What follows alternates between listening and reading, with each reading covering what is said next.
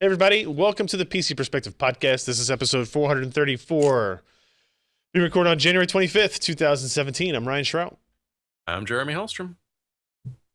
I'm a blue Josh Walrath. And I'm Alan Malventano. Josh, you're always blue. Da-ba-dee-da-ba-da. Have you met my family? No. No, actually. No, we haven't.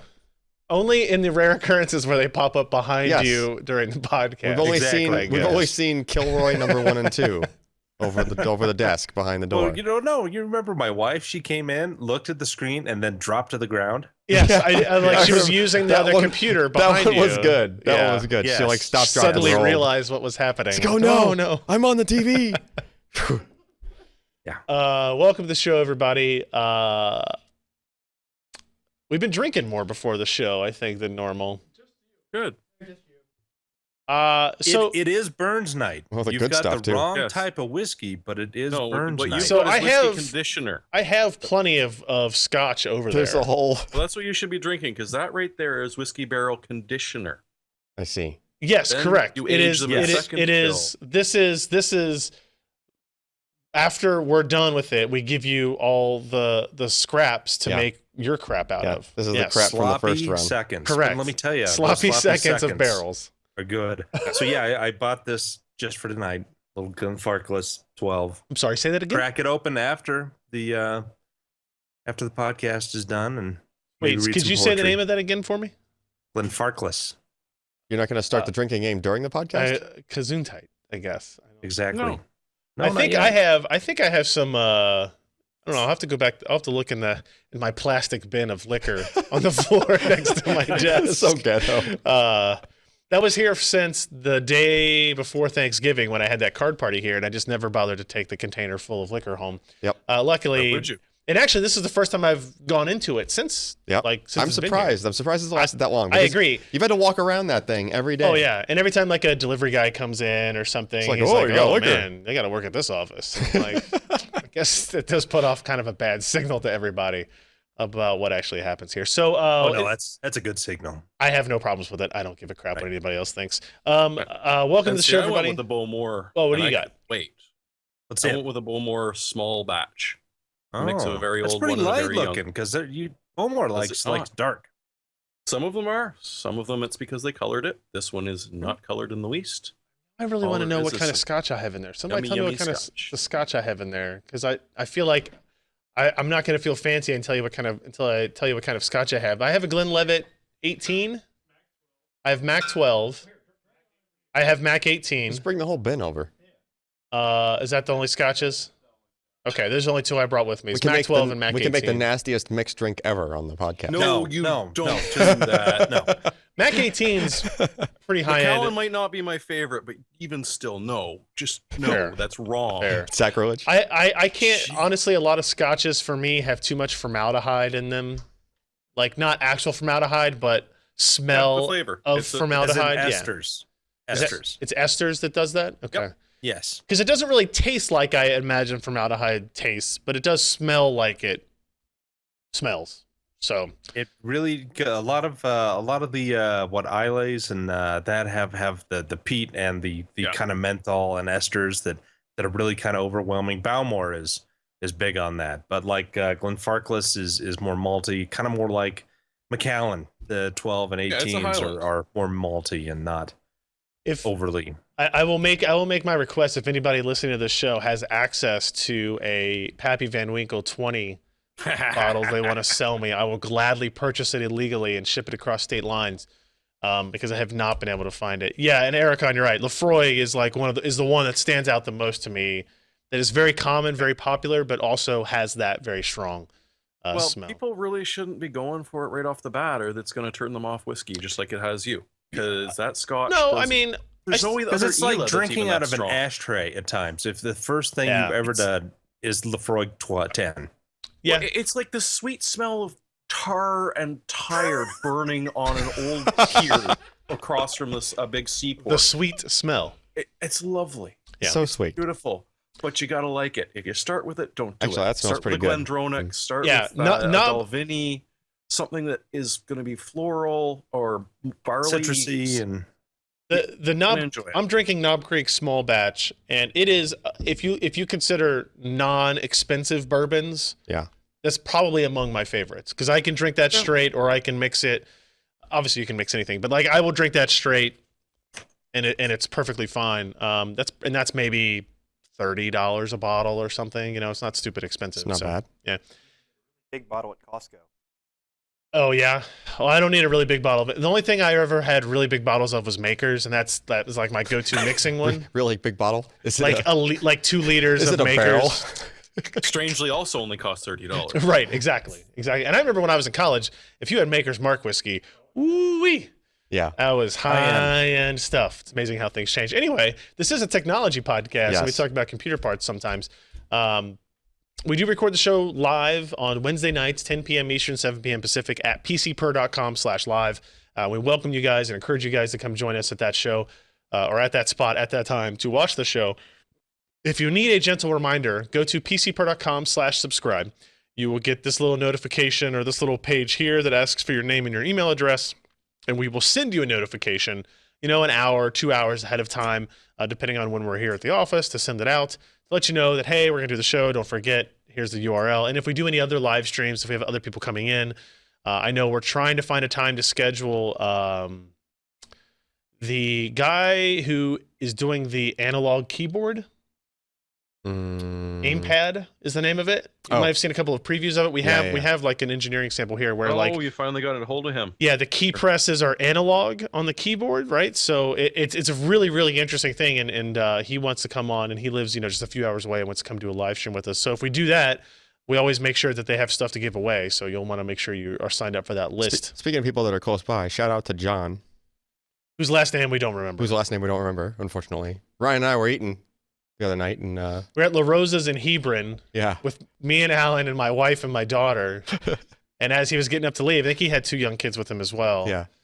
He goes, He's well, like- if I had known I was going to sit next to PC Per, I'd have brought you guys something. And I was like, oh, well, hey, nice to meet you. And we had I had no absolutely idea. nothing to, I didn't even have Alan a card wished on he me. had a sticker to give away. I wish I had something. Could have given him the bill. Speaking of, no, really nice guy. It always weirds my wife out when, Just people just Your recognize. celebrity. yeah, shows. my incredibly minor celebrity Yeah. status We're in talking- any way kind of comes We're talking super through. minor. you She- weren't she you just were laughs not at individually invited to the inauguration. No. No. I'm glad. Although now I'm thinking back, like I'm trying to think back, like what my conversations were at dinner, and making sure I didn't say anything really like stupid or obnoxious or So you're glad you didn't slightly invite me. embargoed. Oh, Not that he would ever tell on us or anything like that. It's like, oh, you know what? Maybe every once in a while somebody's actually listening to this show. Mhm. I don't know why, but there you have it. Also, a quick reminder, we do have our Patreon campaign continuing to run at patreon.com/PCPer. This is your ability to, this is a tough sell after all the alcohol talk at the beginning of the show. But if you want to contribute to us on a weekly or monthly basis, rather, and show support for what we do and the content we create and the podcasts and videos and stuff that we do, this is your ability to do that, whether or not you are contributing because you feel guilty about running a ad blocker and that totally denies us of our income source or anything else like that. You are welcome to do that. And as is the case, anybody who contributes either as a new patron and or increases their contribution on the show while we're recording, I will read off their name live here, and I have a couple of these lined up already. Pootie Tang has edited their pledge to $3.99. sweet. So thank you to Pootie Tang. Pretty tang. And then buy Josh some better lighting, FFS. Just Make edited. lighting great again. Might actually have to do this now because this guy has updated their pledge to $150. Holy crap! Wow. So now I feel almost obligated to Well, send you remember, he like needs- LED light bulbs. He needs like now. he needs like 2,700K, not like 6,000K. You're talking about color temperature, not Yeah. dollars, right? Yeah, yeah. Okay, I could totally do that. One can get you the other. Definitely How won't be much sending do you. those little LED panels cost? Well, I wouldn't send you these LED panels. I mean, you get smaller ones for. Well, it depends. The Light Panels brand, the LITE panels, which are, I'm still amazed that when I go to all of these like events, broadcasters, sporting events, the lights that they carry are the Light Panels branded light panels. The legit ones. Yeah, like the original really one. expensive ones. And we've had these for, I don't know, Ken, how long have we had these light panels? Long time. It's been I 6 remember or you 7 had some years. light panels for my first QuakeCon, which was 2009. Yeah. And we looked at the 5000 series AMD stuff. You brought those out. And these are all knockoff ones, right? No. All the ones that you see here are real. Oh, okay. All the ones on this set are the real ones. Oh, so all the other ones. All are the on ones there. in the other sets are the fake ones. The real ones are like $1,500 a pop. But I still haven't seen I like didn't any pay of them. that, to be perfectly clear. Yeah. I found Leo hooked me up with a guy who like did all the regional sales and like had all these demos. Yeah. So that we were, like, basically bought some Slightly, demo units. scratch and dents, right? Yeah. But hey, guess what? They still illuminate shit. Yeah. So it was fine. This is lights. But you can get the kind of the Chinese knockoffs on Amazon for like $350 or something like that, and they're close to the same. You can tell a like softness difference in the light when you turn them on. I mean, if you're just using it for a webcam, yeah, like you're not that because I'm a worried. web whore. You're not that worried about your color temperature being exactly spot on. Yep. So yes, we'll make sure Josh has a light, I guess. Damn it. I'd rather light a candle than curse your darkness. Yep. All right, let's get into the stuff this week. First up, a reminder that we do have our ongoing contest giveaway for the Radeon RX 460 build, sponsored by AMD. This here is the PC we are giving away. It includes components, including a Core i3-6100, the CryoRig M9i. I have decided that is the pronunciation. I have never looked anything up or talked to anybody or heard anybody say it, but I used to say CryoRig or something, but I'm pretty sure it's CryoRig. I'm pretty sure, yeah. Okay. It's like cold and CryoRig. Cryo makes sense, yeah. Yeah. It just, put a hyphen in there or something, guys. Asus H110 motherboard, 8 gigs of memory, obviously the RX 460 graphics card, which was the source of the whole project that we did, an SSD, a hard drive, a case, and a power supply, about $550 worth of hardware. You can see the different ways you can enter in here. It's a pretty easy contest. So make sure you go sign up. This will also encourage you to sign up for the PC Per Live notifications email list. If you're already signed up, then it doesn't make you do it a second time with a different email address or anything. It just verifies that you're signed up for it. And you can enter to win that contest. There's 6 days left, so at the next week's podcast, we will know who the winner is. And you can either be happy or sad. I'm going to be happy because it's me. I'm a winner. Things are going to change. I'm going to be feel it. sad because even if it is one of us, he'll take it away from us. Yeah, that's true. Yeah. I don't know if that system if I've ever revoked a win, but I imagine that's a thing you could do. Yeah. And if No win for actually, you. let me put it this way.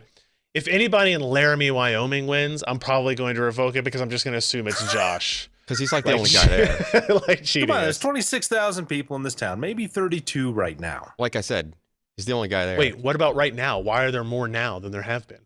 Well, there's lots of students. It's a university town. Okay. They come from all over Wyoming. Wyoming. You take the percentage of our reach and you divide it into that number for the population, you get Josh. Right. Exactly. Yes. So statistically, if somebody in Laramie wins, I still think it's Josh. Yeah. Basically. Yeah. Or his kid. Or the other kid. All right, a couple of things here on to cover. Like I said, it was a slow news week.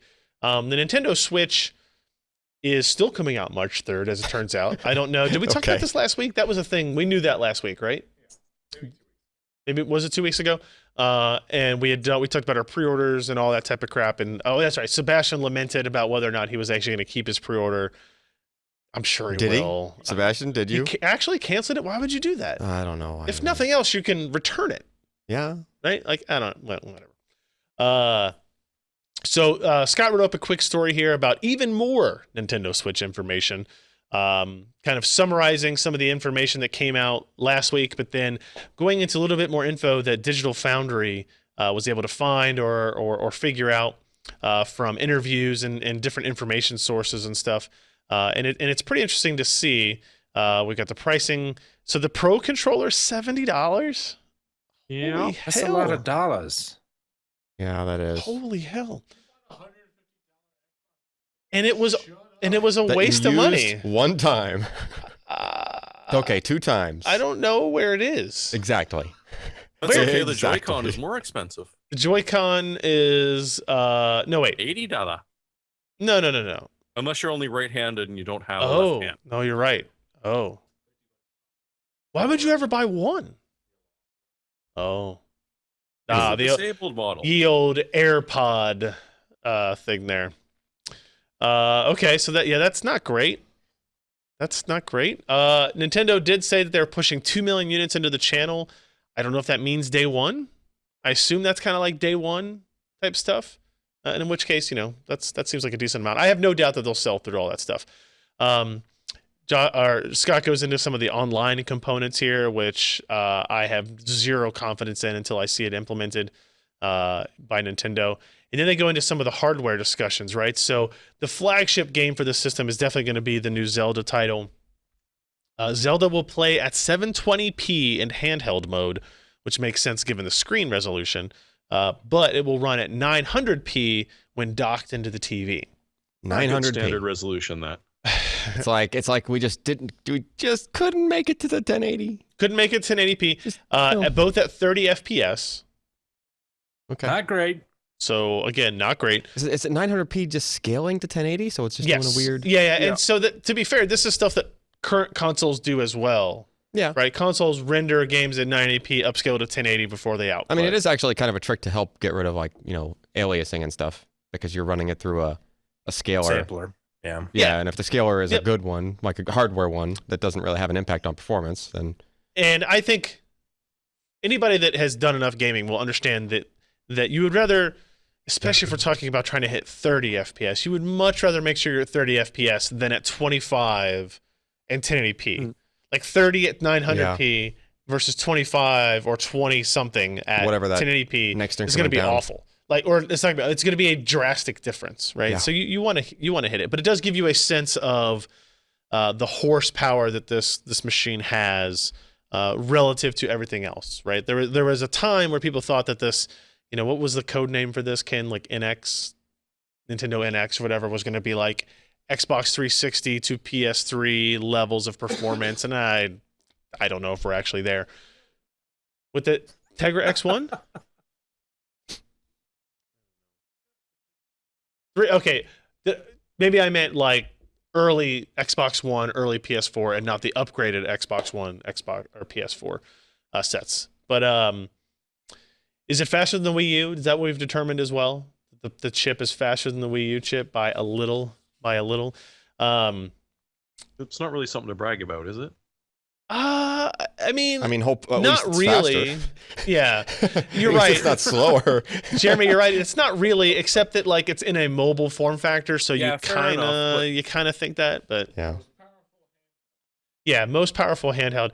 Jeremy goes into some discussions about the GPU's capabilities with the FP16 and what value that might add to the computing capability. I will be the first to admit that.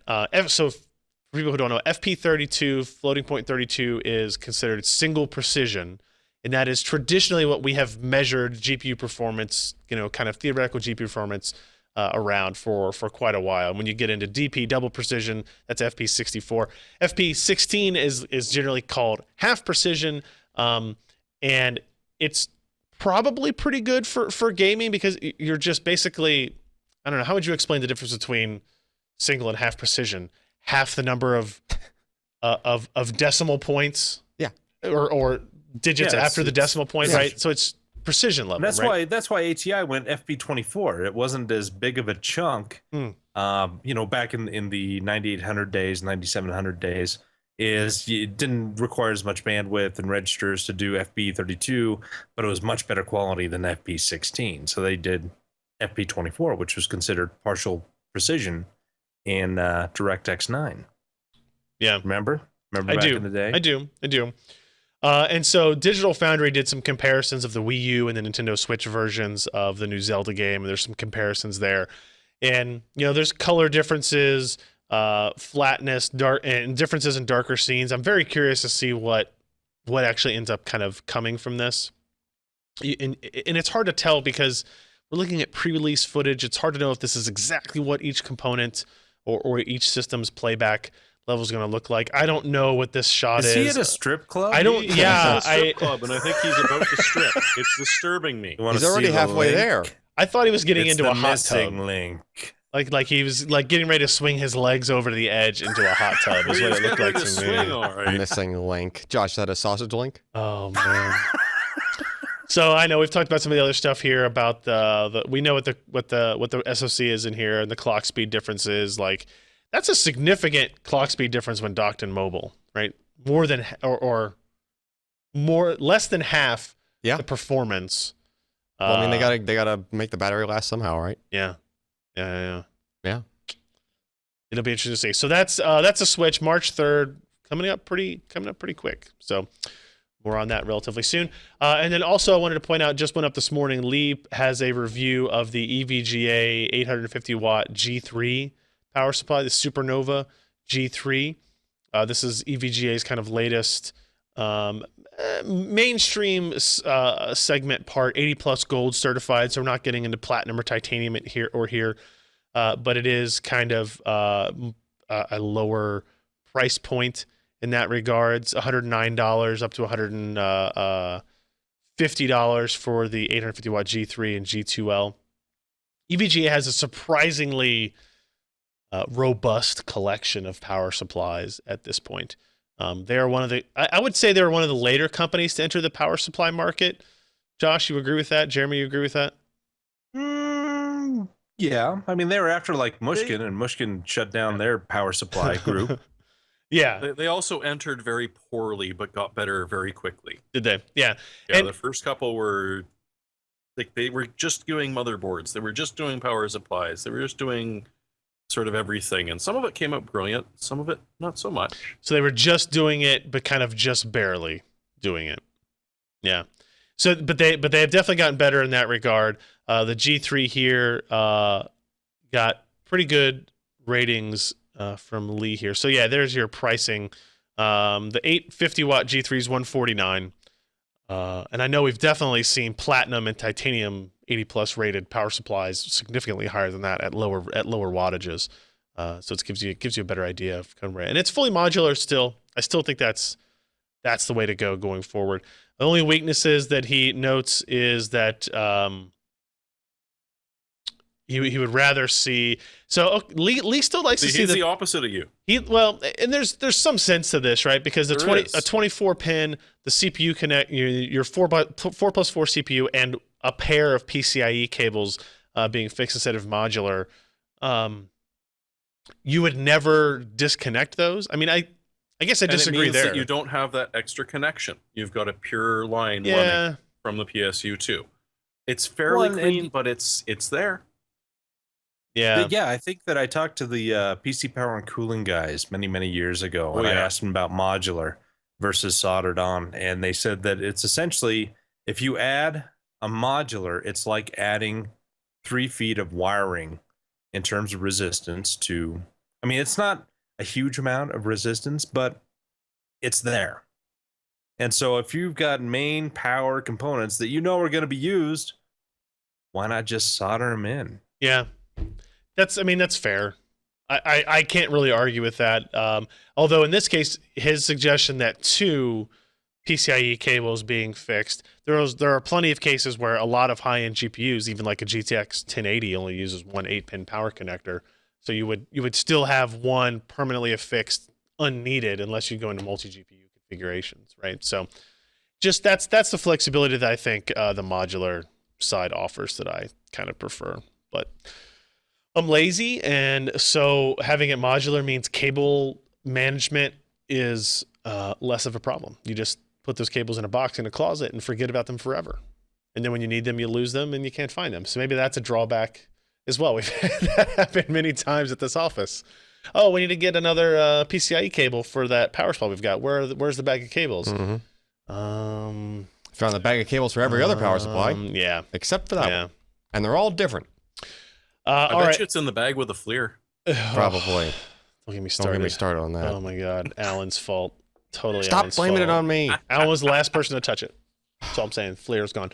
We got a couple of new pledges here I want to touch on before we get to our news items. Tommy Peel pledged $5. Thank you, Tommy. Mark pledged $3. No last name or anything, but thank you, Mark. Razlack edited their pledge from $3 to $5. And Roger Hartwick was a pledge of $3. So thank you very much. Oh, and we have Dimitri, not from Hardware Canucks, edited their pledge from $4.99 to $10.99. $10.99. That's awesome, guys. Thank you very much. Canadian dollar must be up. Thank you. Well, he said he was not from Hardware Canucks because that could be Dimitri from any place else. You just never know. Thank you. Thank you. And thank you. All right. Johnny, what's going to happen when Johnny Shee eventually leaves this planet? I thought he was going to retire, like he wasn't going to do the press conference at CES this year. Yeah, but he did. To see him back. Yeah, and I don't know. Will be a popular demand. Poor place. I bet attendance at ASUS press conferences gets cut in half. At least. Just because Maybe that'll people be are his going only for- job now. It's just showing up and doing the talks. Maybe I'll start a podcast. No, I would listen to that podcast. I would As too. long as it's not on Wednesday.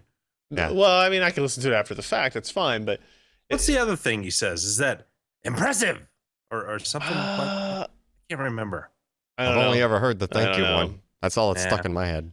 I bet if we find a replay of the 2017 ASUS press conference, we can find a couple of idiosyncrasies to tack on there. Yeah. Sound bites, yeah. I don't have any experience with this, but I know it came out, the Chromecast Ultra. I have the old, not the original Chromecast. What's the one we have? Just Chromecast? Like 2? Oh, the The second one. sequel? The one the circular, the round one? The all new. Well, this one's round. Yeah, I know. But this one is Ultra. What makes it Ultra, Ken? What's Ultra? Oh, okay. So the Chromecast Ultra, this was just a post, like Scott ordered one for himself and wanted to do a little post about getting in it and what the like an initial setup was with it and everything. He got it on sale for $20 off. This is the Chromecast Ultra, supports 4K HDR capabilities. Oh, he bought it for 1080p 60 specifically? Okay. Yeah. All right. This And is it's an earmuff if he ever cuts his ear off. no, yeah, that's true. Is it bigger than the one that otherwise Well, ships? the But- HDMI plug is in the picture on the right there. So yeah, it does look bigger than. So does it have 5 gigahertz radio support? Which is, I think that's an improvement. I don't think the other Chromecast does 5 gigahertz. I think the second one does. 1080p 60 from YouTube is a plus. 4K HDR, that's definitely a big push from a lot of streaming vendors, both if you look at YouTube, Netflix, Amazon does it now. Does the Amazon app work on Chromecasts? Does not. Yeah. So there's a whole lot of other debates to get into about all that type of stuff. The Google, Amazon, and Apple infighting about like who can sell what apps and on which physical locations and stores is pretty interesting. I just picked up a Roku stick, but I forgot to take pictures of it. Bill, you can still take pictures of it. Did you throw it away? We do that, shouldn't I? Yeah. And I'll see because of course the Google store works on it, but I'll check and see if I can get any of the other ones like Amazon. Oh, actually, I'm positive it supports Amazon Prime in the States. Oh I don't know yeah, about Canada. Your I will Canadian check. rules I don't understand. No, neither do we. It's very complex. It's not fine, but it is what it is. Yeah, I'll check out on that. So I am curious to like 4K and HDR are big pushes by a lot of technology companies. I'm very curious like what the user demand is for that. I know Ken was one of the people who like I don't know, you didn't go out of your way to buy an HDR TV necessarily, but you were just like buying a TV and that kind of was a good option at a good price that you found. And then once you had the TV, you were trying to find sources that could feed you HDR content. So all he ever does is watch the Grand Tour over and over and over again in HDR. And I just recently, if people follow me on Twitter, I bought the TV that Sebastian uses and recommends, the LG OLED B6 model, I guess. We should unbox that to see if it works. It's been in a box for 3 days, and it just annoys the shit out of me that I haven't been able to take it out. And just then sitting in a box. Resident Evil 7 launched yesterday, which is supposed to be like one of the first PC games to support HDR. I don't even know who you are anymore. I know. I've been so busy doing other crap, and I emphasize the C in the crap because I'm not rapping. So you asked for a microphone. Just to say this. Yes. I don't think HDR is going to go away like 3D did. I agree. Because it is a sincerely huge visual improvement in what you're watching. Yeah. It is. If and that's really what drove me to buy this TV is this was the second CES in a row where I had gone to like the AMD suite and they were showing all these HDR TVs and the side-by-sides with regular TVs, even regular 4K TVs. And the difference is dramatic and instantaneous and stunning. Is it night and day? Basically. Did you put on your glasses between the... What you were saying? Yeah, if you didn't have your... Yes, I did. Yeah. And then, I went to go see the G-Sync HDR tech. And, it sold me on I needed to have this now. So wait, there's a Resident Evil PC game that you could play HDR right now. I believe so. Now... Is there some drivers stuff that's supposed to happen? I emailed both AMD and NVIDIA about this and said, this game supports HDR. I have the TV. Are there any complications in this? And NVIDIA said, no, we've had it enabled for months. Go for it. And AMD said, we're checking on it. So it's already there for NVIDIA. Yeah. It's just it wasn't even an announced thing. It was apparently, I could just do it. Get off my ass and take the TV out of a box and put it on the table and maybe just hook it up and it would work. Just plug that in. No, that's never how things work. I agree with you. It I would said help to maybe. know. I said maybe. The older the older I get, and Yeah. when packages arrive, the longer it takes me to unpack that shit. When I was 25 years old and I got something from 3DFX, 5 minutes later it was in a machine. It was running. He's I was already doing playing a game on it. There are literally 3 boxes by my desk where I know exactly what is inside the boxes. I know exactly that it's a cool thing that I want tested and looked at. And every morning I come and I go, not today, box. And I move on to the desk and go on to do something else. It's very tiring. I should reply to those NKU internship emails that I've received. So Ken, you requested a microphone, so you have something you wanted to add. So please do. Well, you were talking at me, so I figured. I did. Yeah. So you are the only person in this room that has an HDR TV hooked up for months. So Yeah. can you tell a difference in the content when you're watching it? Absolutely. And what content have you watched on it thus far? So Josh is actually pretty accurate in that fact. That's shocking. Amazon is pushing HDR forward way more than Netflix is. Netflix only has a couple of shows and they don't really surface it well, whereas all of the Amazon originals that have been shot at least in the past year have HDR. One thing was I have a bunch of friends and we liked watching Top Gear, so when the Grand Tour came out on that Friday or whatever, we got together and watched it.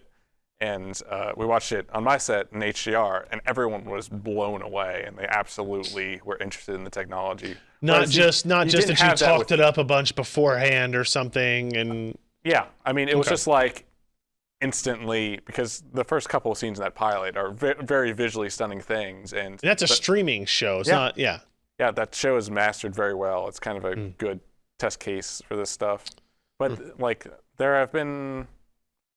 There's like Daredevil on Netflix I watched, and it looked good, but they weren't necessarily using it to the full effect. Yeah, depends on how they grade the content to match the guy can't properly. It's kind of like looking back at 3D stuff. Avatar was excellent in 3D. The Last Airbender was crap 3D. Alex, you got to switch the shot. Well, that's all right. I tried 3D again with Rogue One, and I still am not impressed. No, I mean seriously, Avatar really is the only 3D everything. show that I've watched that they have actually used the 3D technology effectively. Everything else, it's like post-processing crap. You know what's like a lot of like animated kind of stuff is like the stuff that's CGI animated style, like Wreck-It Ralph or something. Sure. That looks amazing in 3D, right? It but does, it's very limited. but you question what it adds to the content. The HDR side of it, I think, and Ken can articulate it better than I can because he has actual experience in it. It's like it adds to it. What I'm very curious of is how the ecosystem works today. Like, so you're saying that the content just shows up on your TV. Did you have to do tweaks to your TV? Did you have to do calibration to your TV? Did you have to do anything to make it look better? So my TV at least has some pre-calibrated profiles that are pretty decent that I just use. So there's just like a calibrated dark setting that I keep my TV on. And then you had to enable chroma subsampling or something in the menu for the HDMI input. But when you are playing back HDR content, does the TV know that it's HDR content and go into some different mode? Screen gets brighter. That's how you can tell. But, backlight but kicks if you're in Amazon and you switch between an HDR video and a non-HDR video, you don't have to go into menus and change anything. It's all seamless. Okay. It would be like switching from 24 hertz content to 30 hertz content on a That's what modern I TV. worry about hooking up that TV and plugging in a game system with RE7 is, or you have to go to the game settings and enable something, and then You should just have to go into the game settings and enable something. As long as you have... Will the driver be smart enough to, like, at this point in time, pass through the data correctly? I mean, it's just the TV. I don't know. It's metadata over HDMI. I had the hardware necessary to evaluate. Yeah. If only. It's metadata in the HDMI stream that is part of the standard for HDMI 2.0B and HDR10, so it should work. Should. All right. A couple of other items here. Sebastian posted up of the launch of the InWin 301 case. This is a micro ATX version of the 303, hence the lower number. A couple of bullet points here that Sebastian left for me. This is expected to retail for under $100, $69 to $79. And it does have a tempered glass side panel. So at that price, that's pretty impressive. Push button release on the tempered glass side panel. Great for when you're building it and when you have it. Worrisome with shipping. Yeah.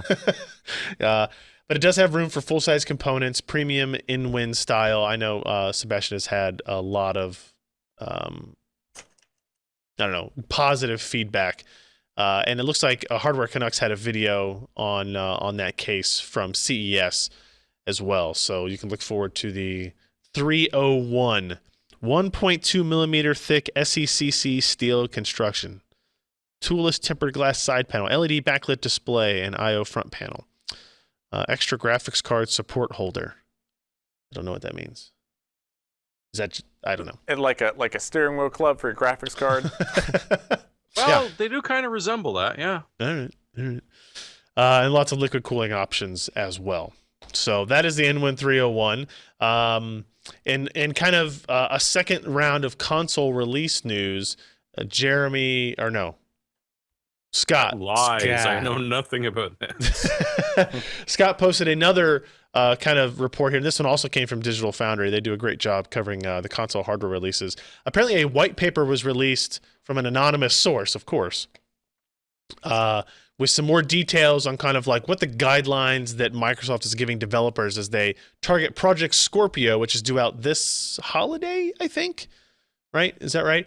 This is their upgraded Xbox One console. Like the PS4 Pro was PlayStation's, but this is a much more substantial improvement in performance. So they have a couple of interesting details here that I'll read off from Scott's write-up. The most interesting change is what's missing: the small on-chip RAM, the ES RAM. Microsoft claims that the higher global memory bandwidth removes the need to have it on Project Scorpio. Josh, you think anything in particular about that removal? The SRAM has always been something that made the Xbox implementation of these GPUs a little bit different. Is it just now that they realize, developers kind of coding for it and having to depend on it and these different platforms makes that less ideal? Well, I mean, I can think of multiple reasons why, mainly because you're eating up die space.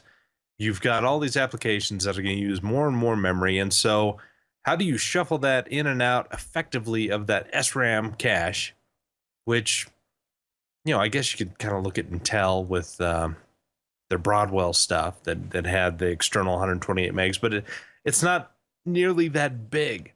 Right. And so it's almost like, hey, we've got all these, L1 and L caches on the GPU already.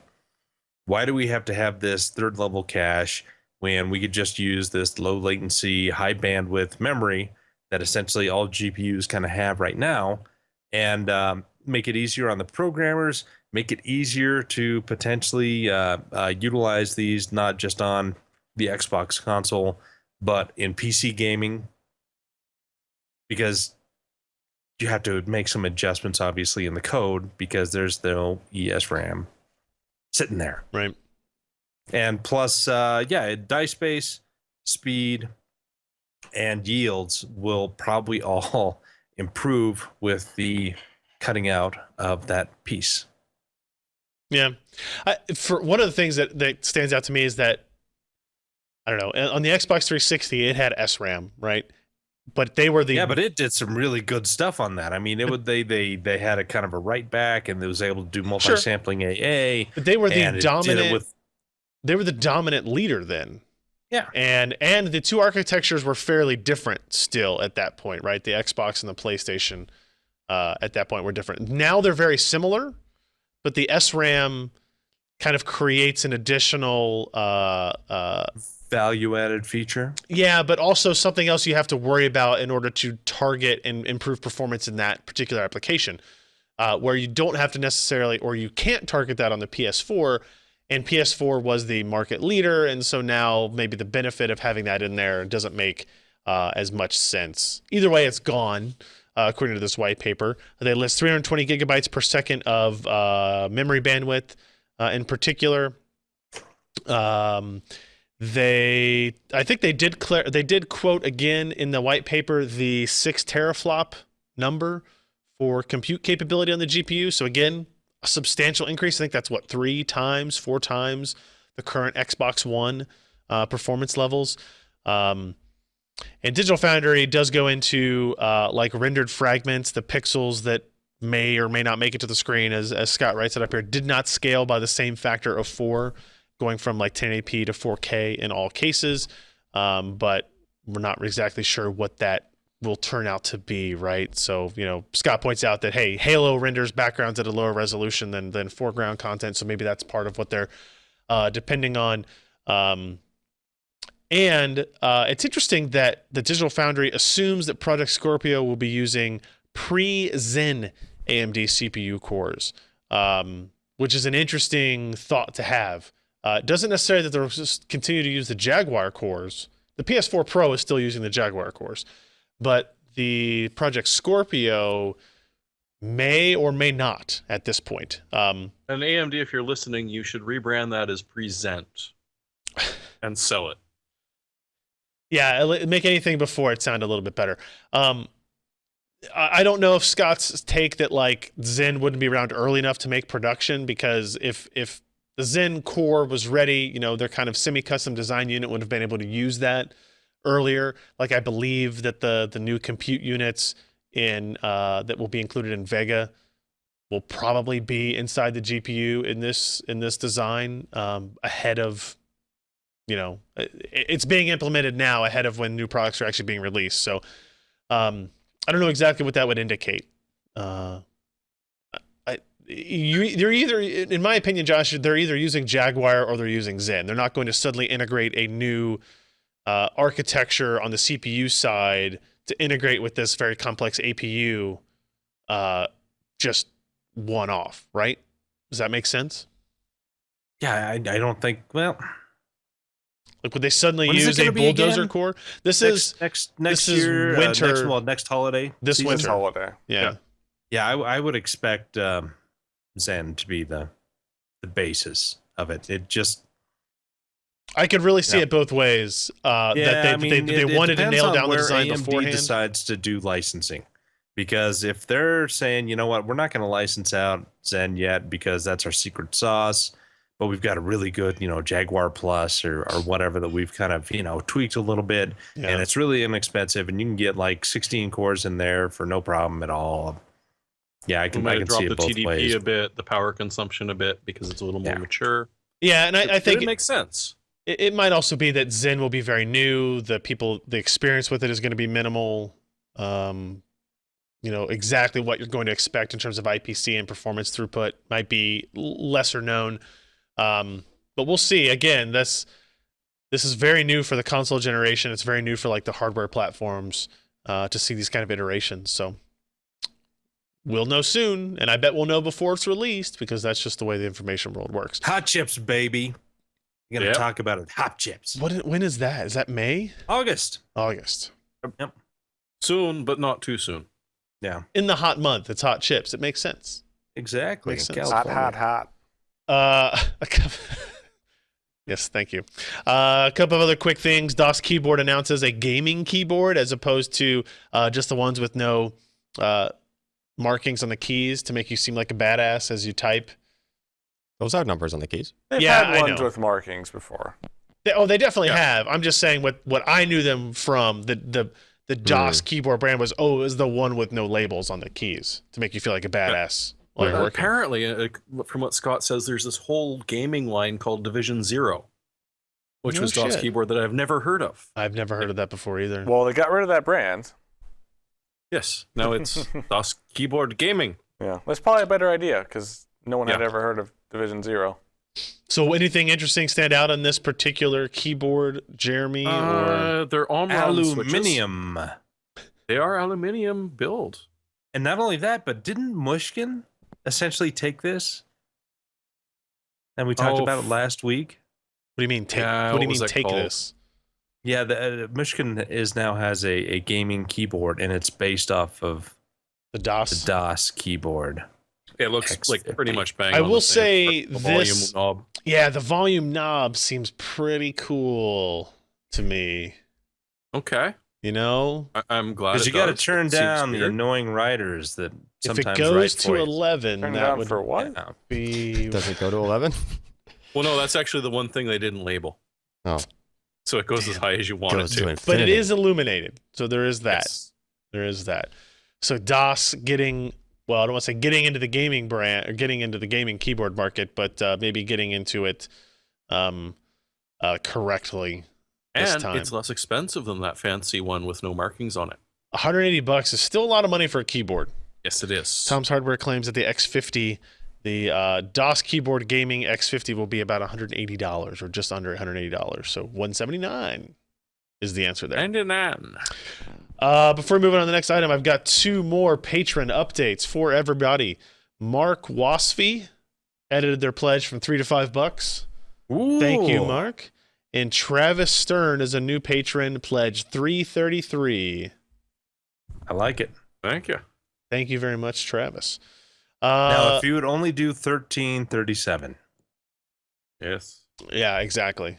Yeah. Yeah. Or you mean 13.37 or Sure. 1337.0? But we'll take either.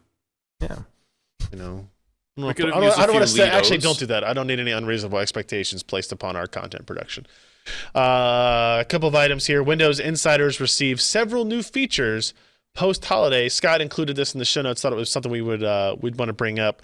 For example, the new features include the ability for Pro to delay Windows updates. Yay. I think it's for up to like a month or something. It's 35 days or something. So it won't just randomly reboot on you while you're doing a podcast? yeah, but that's only Pro. Well, Oh. you never know. That's only Pro. If you have Home, you F still you. can't. You still have to stick with the active hours, whatever thing. Okay. All right. How about reboot your computer every once in a while? But Problem solved. What if you have Home like a only- render running or something? Home only For gets... like 3 weeks? or how Yeah. about rebooting your computer is for the 1990s? Well, Computers... If- How you often do you remember reboot what your happened phone? with Windows XP and when they didn't enforce Windows updates being applied and fucking everyone There got was- it was- vulnerabilities all of the time? there seemed to be a kind of a short window there. Computing was at its... Like, are you kidding me? Computing was at its pinnacle in the Windows XP days. That was when gaming was magical. Everything True. was growing and flourishing. Yeah, and we it's had better the than Athlon like XP 98 and the SE. It Pentium was a step 4. up We- from 98 SE.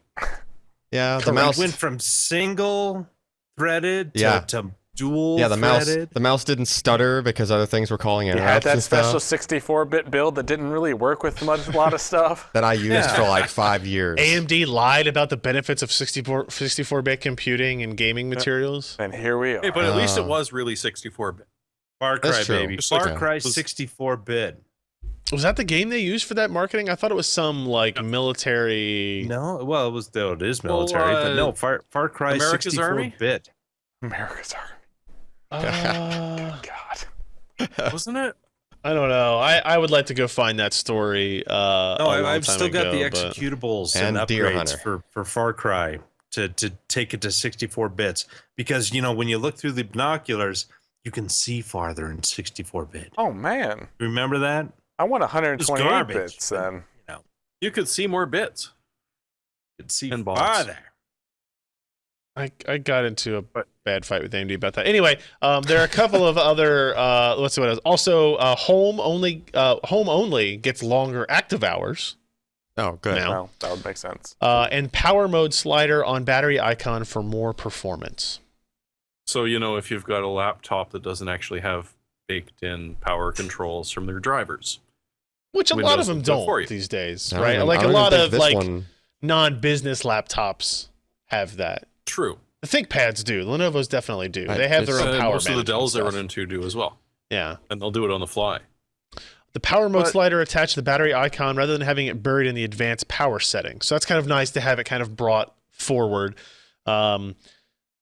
Microsoft is allowing users to slide right when they need things like higher CPU power states. In the current build, the UI isn't hooked up to the back end yet because they're still discussing with OEMs what power settings the slider options would correspond to. So they just have So a it's slider not- that you can turn up that doesn't do anything. Yeah, which is the Yes. problem with all laptops and all like third-party integrations of power management.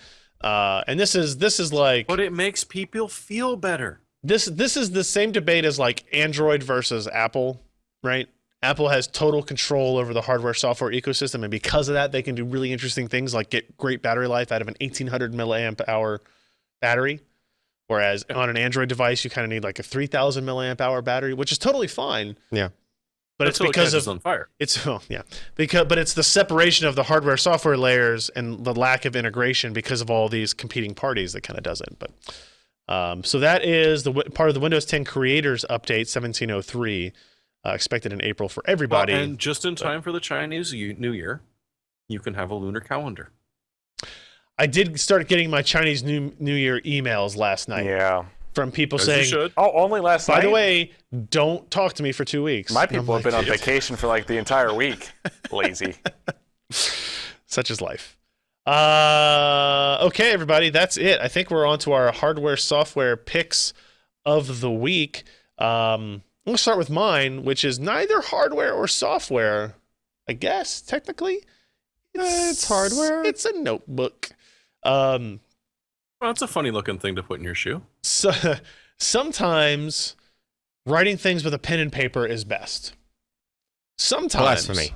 Sometimes, look, you're talking to a person who really, until very late in the game, still had a physical book calendar, like a physical paper calendar. Like when I made CES meetings, Yeah. imagine this, 2003, 2004, maybe up to 2005. Uh-huh. I was making CES meetings and writing them on a Writing them in. paper, like day calendar.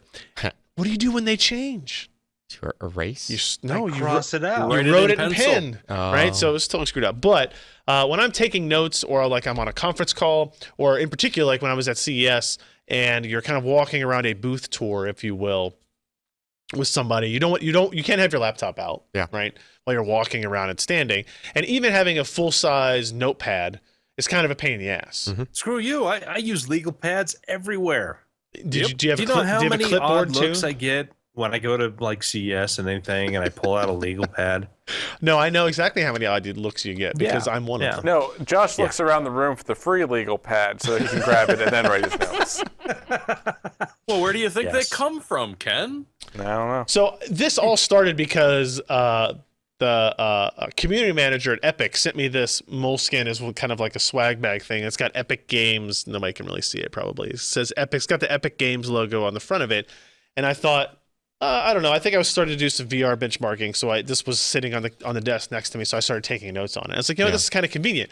It like, I take this pen, I put it in there. It's got the thing that closes it, and I can like put it in my back pocket and go about my day, right? And that's what I did at CES. Was I just had this thing, and so it's $12. It's a little bit, I think Ken would call it bougie to have like a $12 like Moleskin branded notepad when literally Isn't anything that this pronounced size. bourgeoisie? No. No. In the Navy, you'd have like Bougie. in the Navy you'd have like a green version of that with like green cover, Mhm. and it would flip like vertically, and it would be around the same size as that. Yeah. And everybody would put it in like their front pocket. Yeah. And the nickname was just Pocket Brain. The pocket brain. It's like where you put all your notes and like Yeah. you know. And that's what it like. I just keep it in my backpack, or when I have this particular coat, it like fits perfectly in the top chest pocket, and you know, it's just nice to have. I don't know. It's $12. You can use it as a diary, as what it says here, or you could use it as like an adult, Right. and just write notes. Really small Your diary entries. diary. And this one was apparently put into Amazon system January 1st, 2008. All So right. there's that. Oh, Where was Some the- things never age. That's Yeah. true. Paper and binding, not really something that shifts very dramatically, would be my guess. All right. Oh, and Yes. the people who like Moleskin notebooks really like them. It's true. Oh, really? Yeah. Yeah. So many glowing, just, oh my God, I love it. Yeah, I don't get it. I I mean, they're fine. I But like it, It's a notebook. but yeah, it's pad paper. It's just conveniently sized. So anyway, Jeremy, what do you got for me? Like a very large lack of sleep. Okay. All right. I have a giant Steam library which I can never get to because I don't have time to play games. Mostly which because I don't function well if I stay up until 3 in the morning. Bloody Paradox, the same guys that do Europa Universalis, went for a space game. It's been out for a while. I just ran into it recently and I can't stop playing the damn thing. I don't even know why, because it's not even just one more turn, because it just runs. You can pause it to deal with stuff, but for the most part, it just runs, and you're just, I know, just a little bit more, just a little bit. Oh shit, work is in like 5 hours. I haven't done this in 20 years. I'm in trouble now. I've got a problem. Yeah. But if you've got spare time, or you just want to see if it has the same effect, give it a shot. It's very well done. You know, the and basis these are the for guys this- who are still updating stuff 5 years after they released it. So it's just going to get better. Yeah, I was gonna say that the basis for this I saw in like 2004, 2005. They were They've been showing it for a off, while. and they just never were able to release it. Well, actually, somebody bought it and did the Star Trek game from it, Yes. but the original thought just never came to fruition until apparently now. And now I just can't. I really Can't have a stop. problem, guys. I need to stop. I just. All right. Josh, Me. you. Okay, now that I've potentially got some room coming up, Whoa. You got I room. need one Let of me see that these. office again.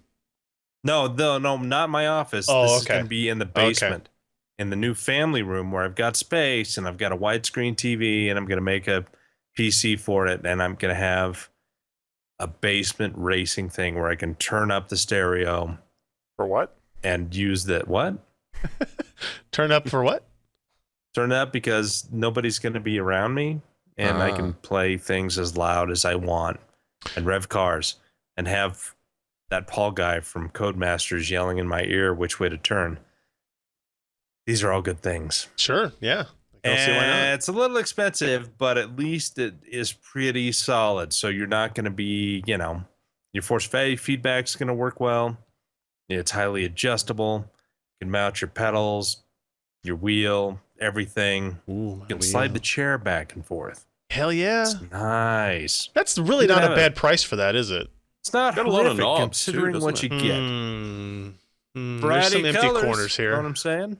We gotta get like a how you would see like a California USA setup in the arcade. We got like 3 of them sitting next to each other, all linked together. I mean, I could get rid of one of these sets in the corners That here. could be a set. Could be a set. Could be a set. You're right. All right, Alan. All right, so I just picked up one of these. Okay. What is this? Hasn't shown up yet. All right.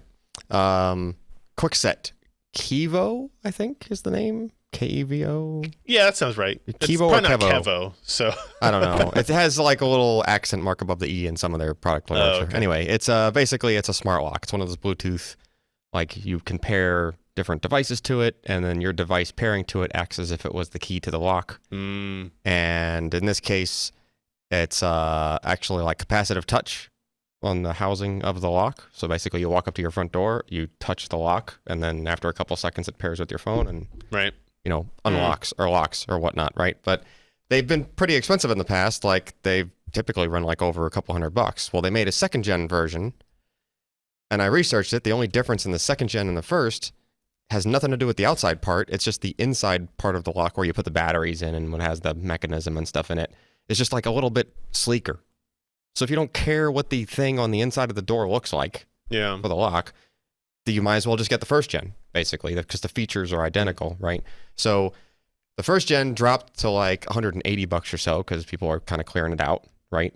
But turns out, I guess the satin nickel version of that has now dropped to $140.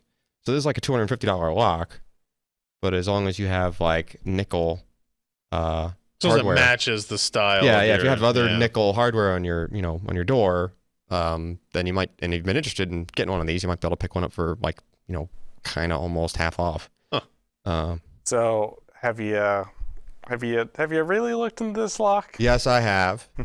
So Yeah, here's the other you know thing. that it can you hacked, right? Well, I know that. By hacked, you mean you can stick a flathead You screwdriver in it and open it? So there's kind of this controversy where there's this YouTube guy that's like a locksmith It's hilarious. that has a vested interest in like Wired, I kind of think people not using CNET these also things. tested this, and they could Yeah, it do was it seen themselves. it. I just threw the link in. But supposedly, So- supposedly they revised the mechanism in both the first and second gen, like in order to get around that. Unless it's completely different from any other lock made on the planet, a bump key is going to work because There are that's what bump Yeah, keys do. There are some that But do like anti-bump and stuff like However, that. They weren't using a bump key; they were using key blanks or a flathead screwdriver. Yeah, you basically stick a very hardened steel thing into the lock, and if you put enough torque on the thing, you can get the thing to turn, right? But okay, so Strangely, Master Lock and every other lock on the planet seems to share this same vulnerability. yeah, so while somebody's doing that, my Ring Pro is just going to be like videoing the crap out of them. So I mean,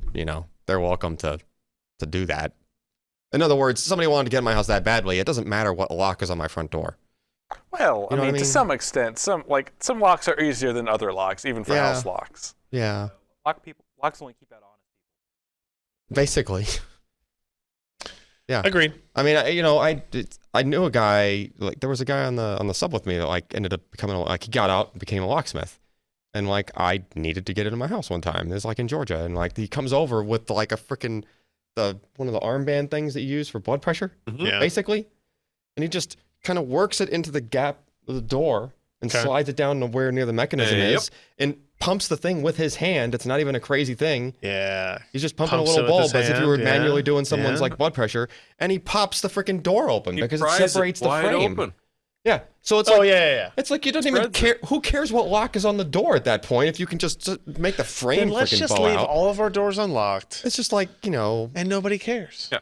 Well, Anyway, that's also when just- you're If you home, want to get a come in deadbolt and that's borrow about- my OLED TV for a couple of decades, fine. You're certainly not using at least it. somebody will plug it in. Oh, And Frontier has That's very $29 flights to Cincinnati. Yeah, so there you go. drop on by. And anyway, moving on from that lock story, I guess Yeah. then. Alex, you have your mic on? I believe I do. You do. You talk about your pick here, which is the Frag Pedal Quad That's a pretty good product name. PC gaming foot pedal. Yep, this is by Good Work Systems. Okay. I don't really think it's a good gaming pedal, All right, cool. but Okay. This sucks. Okay. No. Gaming below the waist, I'm interested in. I've tried to game on it. It doesn't work that well. It requires way too much coordination. But if you're coding all day and you're working all day and you're clicking your mouse all day and you're smacking it Put the in, mic Move the mic closer up to your closer to your mouth. face. better. Hey, there we go. You're gating out. I was getting out and off axis. I'm set everyone else's audio up and don't even touch my own. God, you're such an amateur. I know. I'm terrible. I'm the worst. All right, so it doesn't work for gaming. It doesn't work that good for gaming. Some people say it works for gaming. I don't think it does. It is a wonderful auxiliary device. On the editing machine here, I actually brought my pedal in and used it here because I'm using that machine so much. So what are you using it for? What are you using the pedals to map to? I have it mapped to mouse 1, mouse 2, shift, and alt. Huh. And it saved considerable wear and tear on my hands. All right, that's cool. Okay. No, I don't know if my brain could make that work in any kind of short amount of time, but Yeah, maybe. it would take a significant amount of retraining. I mean, Alan's the guy who still has middle mouse mapped to double click, so Yep. he's hopeless. I am. What the hell's wrong with that? See? Shut up, Joe. Amen. most things are wrong with that. To be fair, yeah. What? Otherwise, it just does the stupid scroll thing. And who When the you hell push it wants in. that hyper scroll? Who the feature? hell uses the hyper Dude, scroll well, thing? Seriously. So, You do? Scroll through long pages, man. I write long documents. You got the Alan, mouse what the with hell's wrong with you? with the button that unlocks the wheel lot. clicking, and you just like no, wing the wheel, and it just Alan, the feature you're missing is in browsers. If you middle click, it opens in a new tab in the back in the same window and doesn't switch to it. So if you're going through a page and need to open a bunch of links, you just that's middle mouse on it. That's control click. Yeah, you right click and open or Yeah. you control click. But then you don't have to Control click. use a keyboard. It's control. It's close. Right click and open Anyway. a new tab. Just stomp on the floor and then hit click. And Yes. Exactly. Stomp on the, no, then you have Wait, to stomp on with two your, pedals. Yes. Ooh, I yeah, like it. Yeah, you hit control with your left foot, and then you hit right foot on the left mouse button. Ugh. How much does this cost? $2. It's like $80, I think. Yeah, it's not that It's expensive. not bad. $89.95. All right. I'm down with that. Yeah, Could you use it? Could you use it to like map for like a flight sim? they're not I'm thinking analog. Irma 3. They're not. They're not Yeah, analog. they're at all? They're Okay. only digital, on off. Yeah. Okay. All right. You could have really bad flap control. Yeah. Weather. I mean, if you're really, really quick on the pulse width, you might be able to pull it off. Yeah. But you know, All right. All right, everybody. That is going to wrap up the show for this week. Thank you for joining us. And make sure you remember to go to pcpro.com/live and or pcpro.com/subscribe to sign up for our mailing list to get notified when we do our live streams. And of course, pcpro.com/podcast is the URL to go to find all of our backlinks, RSS files, video files, MP3 files, all that type of stuff will be found there. A big thank you to everybody for supporting us on the Patreon, patreon.com/pcpro. Really appreciate that, guys. And That was huge. And I'm expecting my lights soon. we'll see. We'll see what happens. Okay. You're fired, Josh. Josh will send you a light in a bushel. Yeah. But on the next episode, I will have a bottle of Pappy's 20 sitting on the table instead of Knob Creek. Actually, I would if I could find it. I definitely would do that. All right, everybody. We'll see you next week. I'm Ryan Strout. I'm Jeremy Hellstrom. I'm Josh Walrath. And I'm Alan Malventano. If you enjoyed this content, consider supporting in-depth technical content by contributing at patreon.com/pcper.